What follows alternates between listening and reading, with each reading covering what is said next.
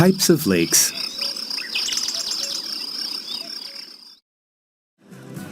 It is very popular to go on holiday, go camping, or spend a long weekend by a lake.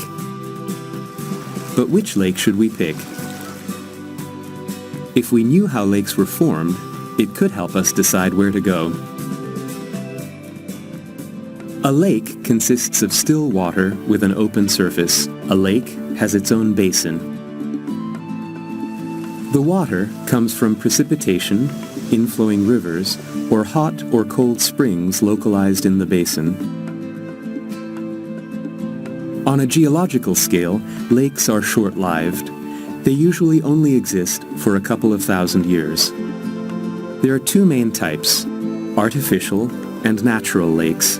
The latter type can be further divided into two groups. The first group includes those that were formed by the internal forces of the earth.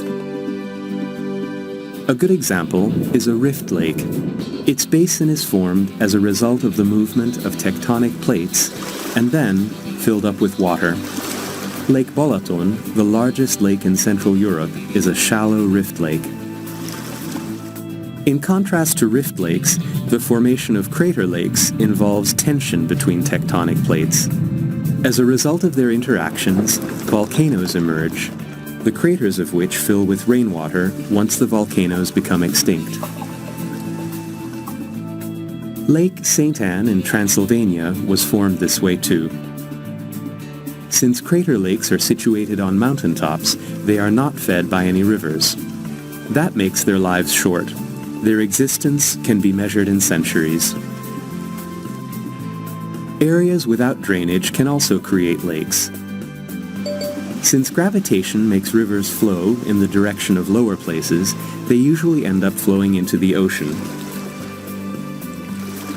However, there are also places where the water is unable to reach the ocean and becomes stuck between peaks. This is how the Caspian Sea and Aral Sea formed.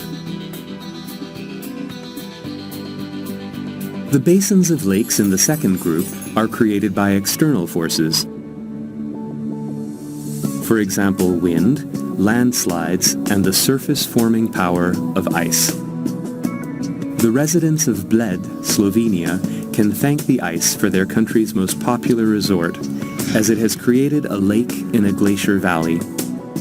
During the Ice Age, the glacier pushed the rock detritus called moraine downwards in front of it as it constantly retreated downhill.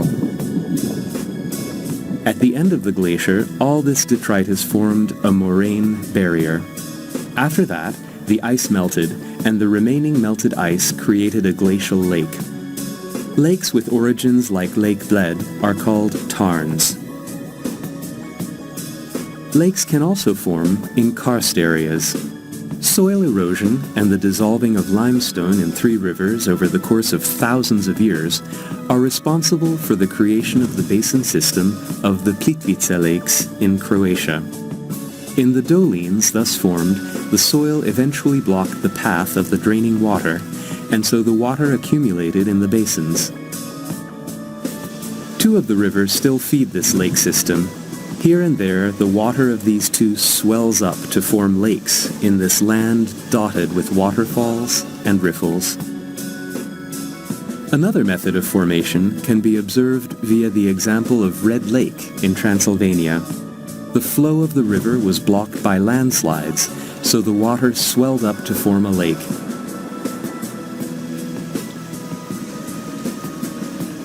These lakes are called barrier lakes.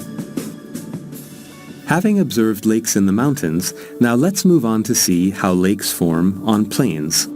The wind, that is, the strongest surface-forming force on the plains, is responsible for the formation of one type. Its effect is particularly strong if vegetation is scarce in a particular region. So the surface formation is intense. The wind builds piles of sand and erodes recesses. Sometimes, rainwater accumulates in these recesses, thus forming lakes. These types of lakes are quite shallow, so evaporation is significant, and they often dry up or slightly shift position thanks to the continuing work of the wind. Having dried up, they leave behind cracked saline soil. Oxbow lakes result from an entirely different process. Having left the steep mountains behind and reaching the plains, rivers slow down and deposit their alluvium. Due to the slow movement, rivers take a winding course, or meander.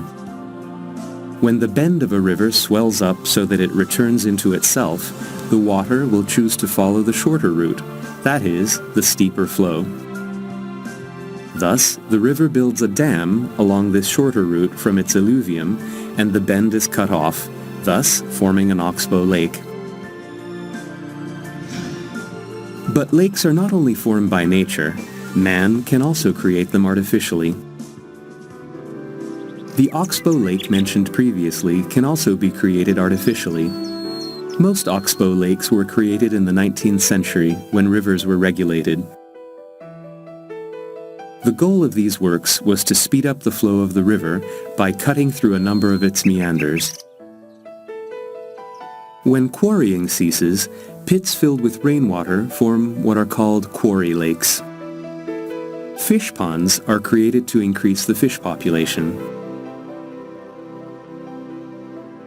A lake created by a dam provides energy. High water is let through with controlled speed to drive the turbines, which then